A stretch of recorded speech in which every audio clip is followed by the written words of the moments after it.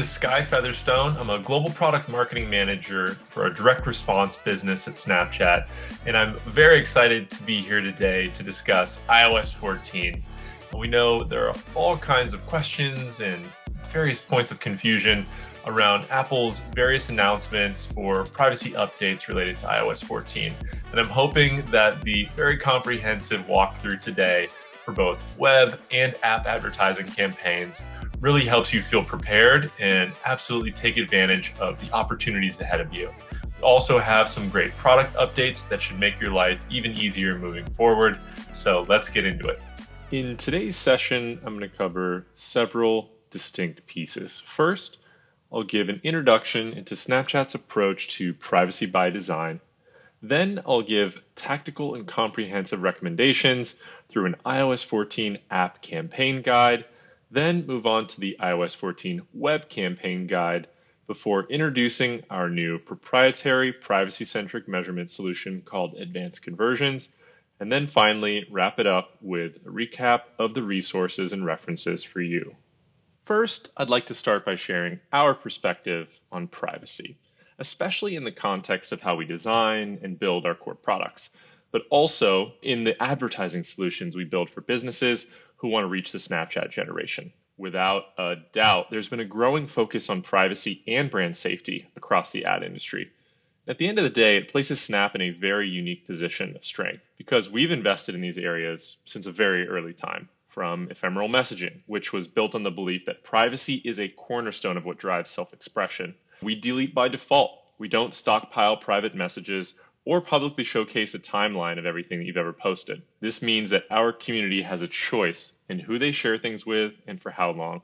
So it makes Snapchat feel less permanent and certainly like a conversation with real friends. And there is nothing more important than trust when building services intended to empower people to express themselves, to live in the moment, and to communicate with close friends and family. So when it came to building our advertising business, our mission was to extend that trust to Snapchatters and businesses and the way they connect. As our business has evolved, it's allowed us to, further champion the latest privacy-centric solutions, which we believe can foster relevant ad experiences for Snapchatters and, importantly, valuable outcomes for businesses like yours. We'd like to unpack this statement a bit more to illustrate how privacy manifests itself throughout our product development process and teases our vision and roadmap for the future. In a recent global consumer privacy survey from Ernst & Young, respondents were asked what the most important thing was when choosing to share their personal data with an organization. The majority, about 63%, pointed to secure collection and storage, while 57% said control over what data is being shared, and 51% said trust in the company collecting their data. These aspects of transparency, control, and trust have long been areas of investment for Snapchat. When it comes to developing these trusted connections between businesses and consumers, it's all about providing transparency to Snapchatters as to how their information is being used. This is guided by a set of formal privacy principles we make publicly available, which actually go above and beyond what is required by law. We make a point to communicate openly and honestly about what we collect, how we use it, whom we share it with, and most importantly, the controls we actually give to manage that data. With respect to controls, Snapchatters can see the interest categories they've been placed in and selectively opt out or opt in right in the app. They can also remove themselves from seeing ads in more sensitive categories such as alcohol or politics, or if they don't want us to use their location data, they can turn off their location permissions. Snapchatters can opt out of ad targeting based on first and third-party audience data or activity outside our app right within their settings too. And lastly, we provide a simple and direct way for users to download their data if they so choose. In the end, the information we use is ultimately to elevate the overall experience for a Snapchatter, whether it's personalization, delivering more relevant ads, or making improvements to new and existing features. We solemnly believe that providing our community with transparency and robust controls over their data goes a long way to engender trust between consumers, businesses, and Snapchat. You can dig more into this in our Privacy Center, which outlines our approach in simple, easy to understand language too. In the 5 years since we launched ads on Snapchat, we were quick to be recognized as innovators. We pioneered one of the industry's first ever vertical video formats, brought augmented reality to mainstream, and built a highly performant DR platform in record time. But what may be lesser known is that all along the way, we've maintained a rigorous privacy program which underpins our product development and review process. This is known as privacy by design. The program mandates that products and features that involve the collection, use, processing, or sharing of personal data are reviewed by a product and privacy lawyer and security engineer during the development phase. At every step of the way, we're making sure that the technology we build consistently reflects our principles. It's what led us to take a more conservative approach to the collection, use, storing, and sharing of personal data for advertising purposes. And we were early to embrace and adapt to new privacy regulations like GDPR and CCPA. We're supportive of policies which aim to minimize data, shorten data retention periods, and increase anonymization and security, because those are consistent with our own practices. We've proven it's possible to build a thriving advertising business while upholding high standards for individual privacy too. It's also why we feel poised to navigate the next chapter of change and want to continue to set an example for what it means to champion this privacy-centric approach. Direct data integrations are a great example of this. We'll be offering new ways for advertisers to establish secure, direct, and more private connections with Snap in order to exchange data. They're free, lightweight solutions that will take into account Apple's App Tracking Transparency, or ATT, policies. And there are several advantages, including less data disruptions and removing the need to pass your data through a third party. Finally, we do want to acknowledge that with any change of this magnitude, it's not without disruption. New norms will have to be established. Platforms will have to stay agile, and advertisers of all types will be forced to adapt at an accelerated pace. Yet, despite all this, our North Star will not and hasn't changed, which is to provide the community with immersive and relevant ad experiences while driving valuable outcomes for advertisers. We're committed to seeing this vision through of a world where privacy and performance can coexist as long as the right solutions are in place. Younger generations tend to agree too. Millennials and Gen Z, who tend to be more focused on privacy, say they're more likely to share their data freely with organizations they trust and when they understand what that value exchange is. So while it's been clear to us for quite some time that privacy can be a differentiator, we're actually encouraged to see the broader industry lean in, and we will continue to pioneer the solutions that can make that possible. And the Snapchat platform itself is an amazing testament to the opportunity ahead, from an engaged audience to a content-rich ecosystem and powerful and native experiences to help you grow your business as well. With a growing community of 265 million daily active users, Snapchat has grown as its depth of experiences and innovations have. Our engaged audience of Snapchatters open the app an amazing 30 plus times a day as they stay connected to real friends and entertained with made-for-mobile content. The design of Snapchat itself means that we have an amazing opportunity and an amazing diversity of content-rich experiences. The 5 different tabs create highly contextual moments and on-platform signals for the benefit of both the community and advertisers alike. Snapchatters open up to the camera, connect with friends in chat, update friends in the map, watch friends' stories and award-winning shows in the Stories tab, and watch the most creative and engaging content from the community on Spotlight. And our native experiences are an amazingly exciting and growing opportunity as well. Snapchat is a leading platform because of our dedication to innovation and our dedication to the platform itself. We bring utility to augmented reality with features like Scan. We drive more personal gaming with emoji-enabled multiplayer Snap games and scalable HTML5 business experiences through lightweight minis. Snapchat's ability to drive engaging on-platform experiences also provides amazing opportunities for businesses like yours to build and grow. These native experiences enable a powerful pipeline of rich first-party signals and support optimal advertiser outcomes. Collaborating with you, marketers, developers, and others in the ecosystem, we're excited to keep growing our platform and the power of our experiences. Now that you have a sense of Snap's unique approach to privacy and our unique platform, we're going to dig into some comprehensive and tactical recommendations for iOS 14 across both app campaigns, web campaigns, and third-party measurement. Starting with advertisers who have app install and deep link attachment campaigns, we're going to give some updates on product impacts and best practices. First, let's start with some key terms. You're going to want to know what tracking, opt-in, opt-out, and SKAdNetwork means for this section for app campaigns. First is tracking.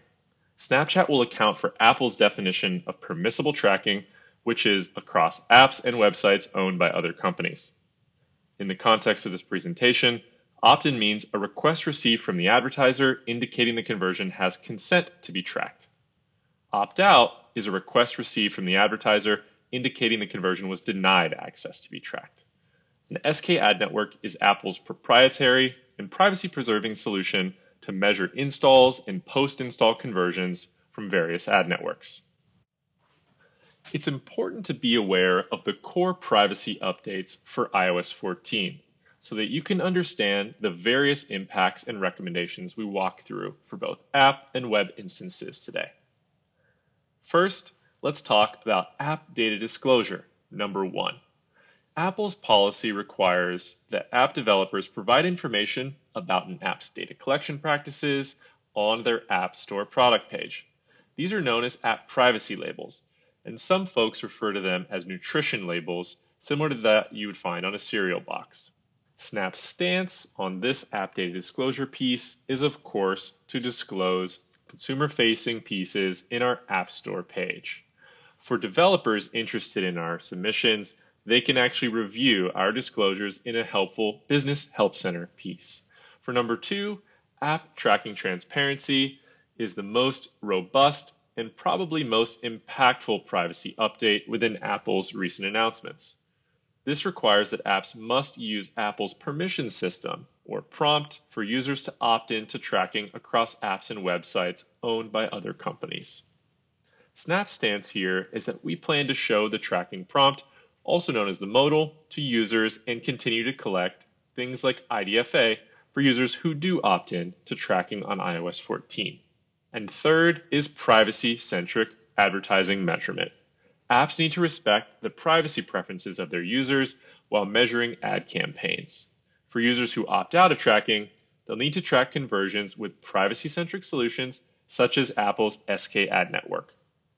Snap's stance here is that we already fully support Apple's SKAdNetwork, which is globally available, alongside our own privacy-centric solution called Advanced Conversions. And all of our own direct data integrations will of course account for ATT policies as well. To make sure we're all on the same page, let's review what opt-in versus opt-out scenarios might look like for Apple's prompt with iOS 14. And this is the prompt that consumers will see when updating their app to iOS 14.5 or above. So on the left, you see scenario 1, which is an opt-in on both the advertiser app as well as on Snapchat. In this scenario, the consent is being received and identity matching at the user level will be allowed for advertising purposes. In both scenario 2 and 3, an opt-out is occurring. And this means that user level data will be restricted. When consent is denied, conversions are only measurable via Apple's SKAdNetwork and Snapchat's first-party advanced conversion solution. Now let's double-click into the feature impacts and recommendations for app campaigns. And this is explicitly for limited and/or removed features for iOS 14 users who've denied tracking consent. First is measurement. Apple's proprietary SKAdNetwork version 2 is required to access goal-based bidding, such as app installs or for app purchases, after ATT is mandated. You'll want to make sure to talk with your mobile measurement partner, or MMP, for the user-level reporting understanding, as this will be limited for opt-out users. And certain attribution windows will be removed for 28-day view and hourly view breakdowns. If you happen to be an advanced advertiser utilizing conversion lift, this will not be supported for iOS app events. And on to the recommendations. Make sure you're implementing SKAdNetwork v2 with your MMP or directly with Snap. Plan to consolidate all iOS 14 app install campaigns with a maximum of 10 ad sets per live app ID. If campaigns are Android only, separate them into their own conversion lift study. And make sure you're also completing the conversion value mapping for SKAdNetwork to ensure tracking of in-app events. This can be done with your MMP, directly on Snapchat, and be measurable through Snapchat's new App Ads Kit SDK. For targeting, you should expect a reduction in size of your mobile app custom audiences. Auto exclusion will also be less effective for opt-out devices in your app install campaigns. And user-level targeting for the audience network will no longer be available. The recommendations here are really around ensuring scale of your campaigns by the creation of lookalikes for targeting built off of your mobile app custom audiences or Android audiences. Second, consider uploading your own first-party custom audience lists with the Snap Audience Match feature, especially using hashed email and/or hash phone number. And third, Snapchat will leverage more contextual signals for audience network delivery. And now for the impacts on optimization. SKAdNetwork will be required to access those app GBBs for iOS moving forward. And MMP data is still extremely valuable for our machine learning to help you with your advertiser outcomes, so continue sending that data for optimal performance. And there are a couple of key restrictions within SKAdNetwork. First, certain app GBBs will not be supported, including app re-engagement open and app re-engagement purchase. And certain bid strategies will not be available, including target cost and minimum ROAS bidding when an ad set is opted into SKAdNetwork. And for the recommendations, it's really more the same. Configuration of SKAdNetwork v2, confirmation with your MMP that you're still sending all events to Snap for optimization purposes, and for any pre-existing ad sets that are running to both iOS and Android, you're going to want to break those out by operating system. For measurement deep dive, we'll double tap into reporting, SKAdNetwork, and mobile measurement partners. First is reporting. And there will be some significant changes to how you view your reporting in Ads Manager. There's a couple that will be impacting all conversion channels, not just app. And those are the look-back windows. As you can see in the table on the right, there's effects to both iOS opt-out and Android and iOS opt-in for look-back windows. Snapchat will no longer support the following view-through reporting for 1 hour, 3 hour, 6 hour, or 28-day view. And again, this affects both Android and iOS and is a platform-wide effect. There are some unique restrictions for iOS opt-outs as a result of the iOS 14 updates. Notably, for the reporting dimensions, region, DMA, device make, Snapchat lifestyle category, and product ID will not be available for iOS opt-outs. And for time frame, only iOS opt-out is affected. And hourly breakouts will not be available as a result of the way these are attributed. Now onto Apple's SKAdNetwork measurement solution. This is probably the single largest update related to app campaigns, and of course is required to access those app goal-based bidding optimization for app ads. For setup, advertisers must set up a Snap App ID, which is a unique code just for your app. If you'd like to track in-app conversion events, such as a sign-up or a purchase, you'll also need to configure what Apple calls conversion values. And importantly, you'll need to map these values to the standard Snapchat events within your MMP or directly within Snapchat. And for campaign management, it's important to remember that SKAdNetwork is only for iOS exclusively. You won't be able to put blended ad sets with iOS and Android here. Second, advertisers will be limited to a maximum of 10 ad sets per app ID at any given time. Third, SKAdNetwork enabled ad sets should target iOS 14 Plus versions only to ensure clarity of signal. Fourth, no ad account where campaign limits exist, but we do recommend that you create a new ad account for iOS 14 campaigns. And due to the reporting delays associated with the SKAdNetwork attribution framework, advertisers will need to allow for 48 to 72 hours between one of the 10 ad sets ending and the setting of a new one live. This will ensure enough time for all attributed conversions to accrue. And finally, advertisers, of course, can use SKAdNetwork in conjunction with all measurement sources we support, including mobile measurement partners, our Conversions API, and the new App Ads Kit SDK. For measurement, advertisers can enable the forwarding of SKAdNetwork postbacks directly to their MMP or review them within Ads Manager reporting as well. Ads Manager campaigns are shown in a separate reporting column in the Manage Ads tab, our Ads Manager, and importantly, you should expect delays in your reporting after an install. This is an existing limitation because of SKAdNetwork's delayed attribution framework. And finally, conversion lift measurement will not be available for iOS app events, and this is true of SKAdNetwork campaigns as well. Now on to your third-party mobile measurement partner recommendations. Please take some actions today and make some additional preparations. First, review your mobile measurement partner's iOS 14 preparation documentation. We have direct links to each of the MMP Snap-specific documentation on the SKAdNetwork Business Help Center article. And also, please ensure you have configured Snap App ID both within Business Manager and connected within your MMP dashboard. For preparations, please plan to implement SKAdNetwork as well as the successful completion of conversion value mapping for the measurement of in-app events such as signups and purchases. You'll then need to select within your MMP how you want to tie these to Snapchat's events. For 4, we do recommend sharing all available data from your MMP to Snap. And 5, you can also consider direct data integrations for access to advanced features in the future. I'll go into greater depth about all of our direct data solutions later on, but I do want to introduce you to App Ads Kit, Snapchat's new direct advertising SDK.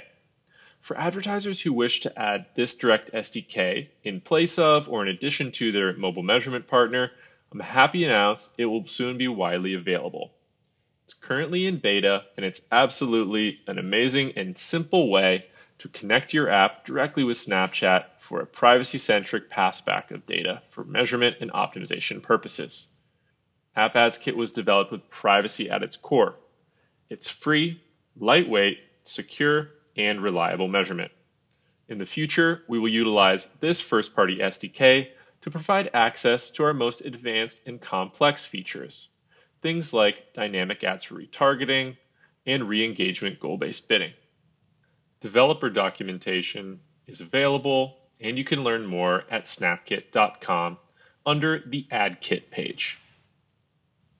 On to the targeting deep dive for app campaigns.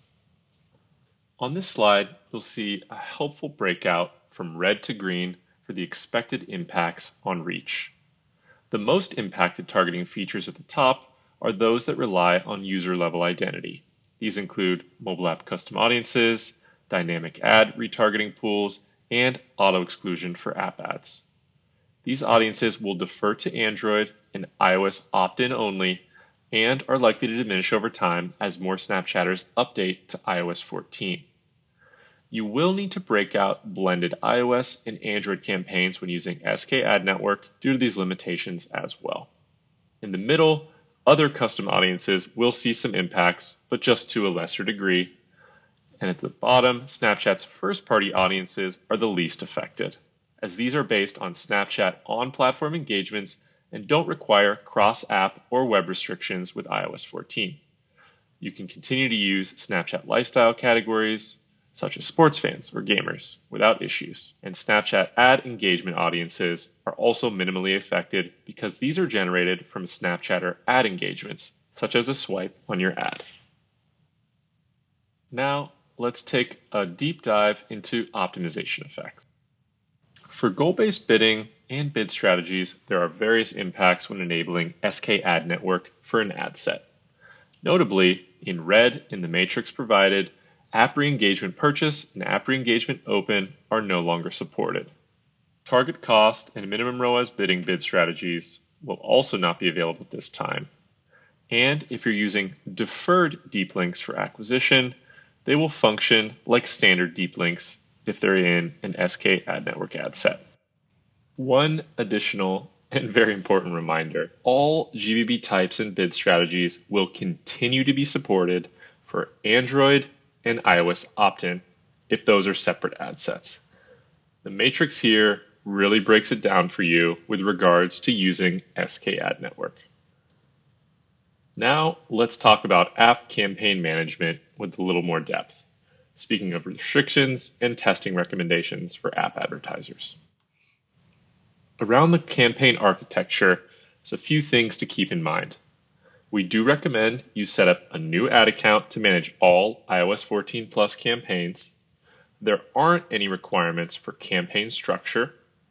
There are limitations for the ad set when utilizing SKAdNetwork. These are limited to 10 or less live iOS ad sets per iOS app. This limitation is not at the campaign level or any other campaign management feature. This limitation is at the app level. For ads, there are no new requirements for ad creation, but you should consider leveraging creative performance insights from your Android ads or from your iOS opt-in campaigns. Now let's talk testing. SKAdNetwork clearly has some different rules and different considerations. Notably, that these conversions are aggregated in their reporting. This means you'll have to approach testing and campaign review pretty differently. First, you're going to want to take a patient and slow approach to ad set exploration and review of your campaign performance.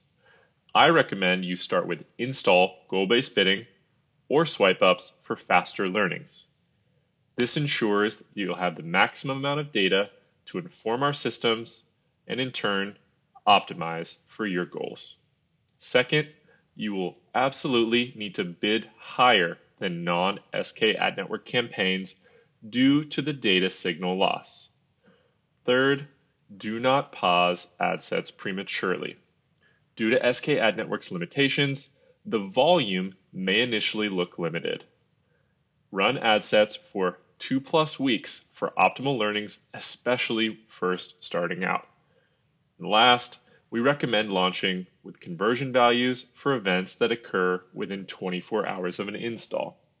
When you think about the events within your app, just think about the events users take immediately following a download. For your tests, you should also have a different approach to targeting. To ensure the least amount of noise and the maximum performance, especially long term, please use iOS 14 Plus only targeting for SKAdNetwork. Also, take a broad targeting approach at first. Try to get appropriate amount of conversions to optimize off of and pipe data into the system. This can be done with things like lookalikes, with Snap engagement audiences on previous ads you may have run, and with Snapchat lifestyle categories. Also, we're working hard to get the split testing tool in Ads Manager supported with SKAdNetwork as well. We recommend using this when available.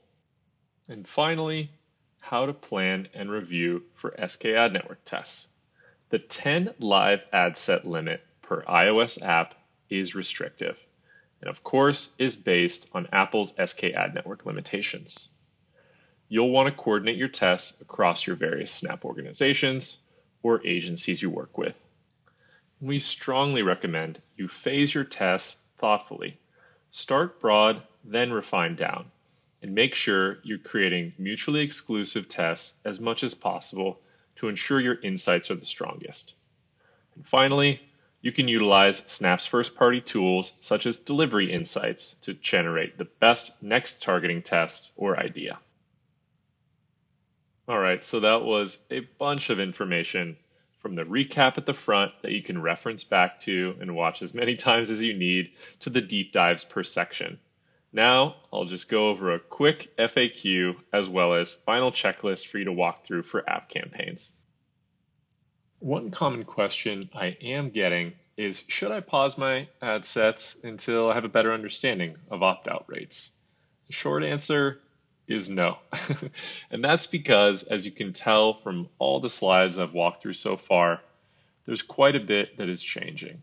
So now is your golden opportunity, especially over the next several weeks before ATT is mandated, to really ensure you're setting benchmarks, understanding campaign differences, and setting up SKAdNetwork to ensure no disruptions when ATT is mandated. Now for the final checklist. For action items, just a quick recap: to create those new ad accounts for iOS 14 campaigns, configure the Snap App ID, set up SKAdNetwork configuration v2, and begin testing with that 10 ad set limit. Configure conversion values with SKAdNetwork in your MMP, and create lookalikes of your mobile custom audiences or Android audiences to test with SKAdNetwork. For top recommendations, definitely review the product impacts and develop transition plans. Implement App Ads Kit or other direct data solutions, and share all available data from your MMP to Snap for maximum performance. Now let's walk through the expected impacts and best practices for web advertisers running on Snapchat. Now you may be thinking, I thought this Apple update just pertained to apps because that's where the prompt occurs. But there are still impacts around tracking users across channels, inclusive of mobile web and mobile apps. So in scenario 1, if there's an opt-in on the Snapchat app, user-level data is allowed. Consent is received and identity matching will occur and is allowed for advertising purposes. In the second scenario, when there's an opt-out on Snap, the user-level data is restricted.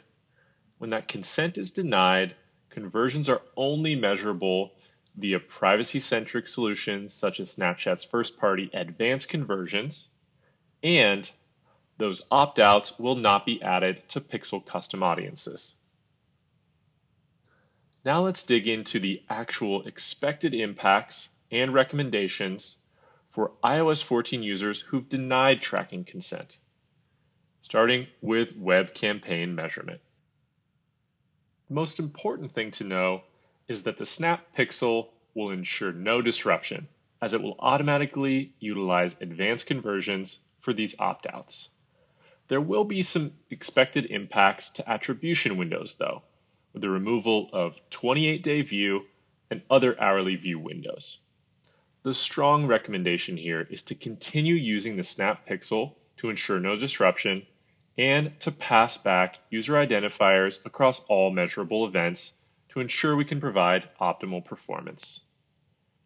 For web campaign targeting, the size of Pixel custom audiences will be reduced as these won't include opt-outs. Also, the size of Snap Audience Match, or SAM, will also be reduced upon your upload of your CRM lists. Retargeting pools will also be limited for dynamic ads campaigns because we need to adhere to the opt-in versus opt-out status. Now for the recommendations. First, you should build lookalikes of Pixel custom audiences and SAM audiences to regain scale. Make sure to prioritize prospecting spend if you're using dynamic ads campaigns, and consider uploading first-party custom audience lists with the hashed email and phone. And finally, utilize Snap engagement audiences from your past or current campaigns. While web campaign optimizations won't have a ton of applicable limitations, we do recommend testing mid-funnel GBBs that are higher in the funnel, such as pixel page views or swipes. In some cases, very low funnel GBBs like pixel purchase may be slightly more limited. So this is something that advertisers should monitor and adjust their budgets, bids, and GBB mix accordingly.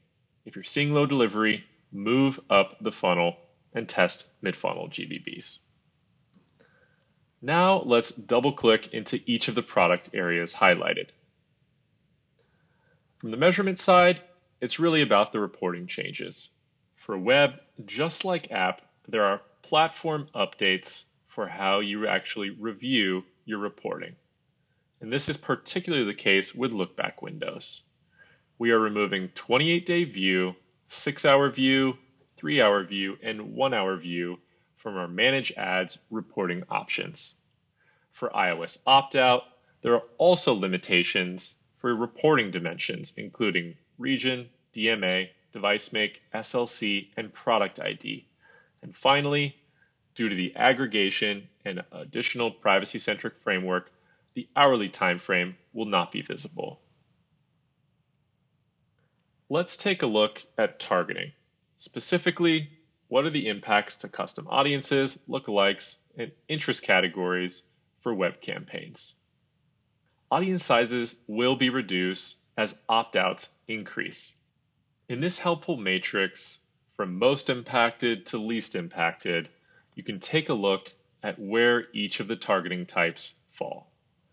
The most impacted in terms of reduction of reach are dynamic ads for retargeting. These will be smaller and less effective and are likely to diminish over time as those iOS opt-outs increase. Pixel custom audiences will be slightly smaller and less effective and will also diminish with those opt-outs. These will still be available for inclusion-exclusion targeting. However, they will only include Snap opt-in. From the Snap audience match side, there's some medium impacts. Consider uploading your first-party custom audience list using hash email and phone to ensure maximum performance.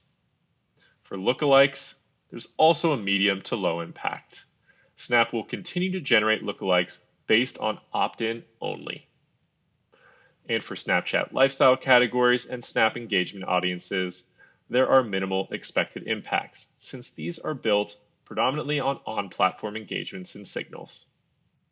Now that you have a good sense of the expected impacts by product area, let's take a quick look at some FAQs and our top takeaways for web advertisers. A frequently asked question we're definitely getting is, I don't have an app. Why will this affect my web campaign? And this is a reminder that Apple's policy covers linking identifiable user or device data collected from your app with user or device data collected from other companies' apps, websites, or offline properties for targeted advertising or advertising measurement purposes. So what does that all mean?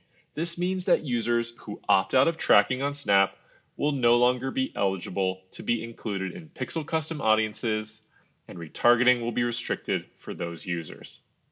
Although web will be impacted, it's definitely going to be a lesser impact compared to app campaigns. A couple more. How will iOS 14 impact the Snap Pixel? The good news is the Snap Pixel will continue to be supported for new and existing advertisers, and there's no real changes needed. The most important thing to know is that you should continue passing data and configuring all available events to maximize your advertising performance. And next, how can opt-out users still be measurable? Now, Apple's policy states that opt-out users must be tracked through privacy-centric solutions. Snapchat's first-party privacy-centric solution is called Advanced Conversion. This is our approach to aggregated, anonymized, and delayed frameworks that account for ATT. And now on to your final checklist for web campaign advertisers. The immediate action items are to implement the Snap Pixel, if not yet installed, to access improved targeting, measurement, and optimization. Second, create lookalikes of your Pixel custom audiences and Snap audience match lists. And finally, if you do have offline events, integrate the Conversions API. And for top recommendations, it's really about reviewing the product impacts covered here and within the Snapchat Business Help Center to develop your transition plan. Make sure to maintain the Snap Pixel, if already installed, to ensure features will still be available and account for ATT. And finally, configure hash email and or hash phone in your Snap Pixel for performance improvements if not yet complete. Now let's look at how to future-proof for success with direct data integrations with Snapchat. This pertains to both app and web campaigns. Now let's run through our recommended direct data integrations, which are all free, designed with safety and security in mind, allow for improved targeting, measurement, and optimization, and all account for ATT. On this helpful guide, you'll see a breakout which applies to both web and app advertisers. You're probably already familiar with the Snap Pixel if you run web campaigns, but as a refresher, the Snap Pixel is a multi-feature JavaScript tag that can be placed on your website to measure, target, and optimize web events. Implementation is simple with minimal maintenance, and we offer one-click installation with partners like Shopify, WooCommerce, and Google Tag Manager. In the middle is App Ads Kit, our newest addition.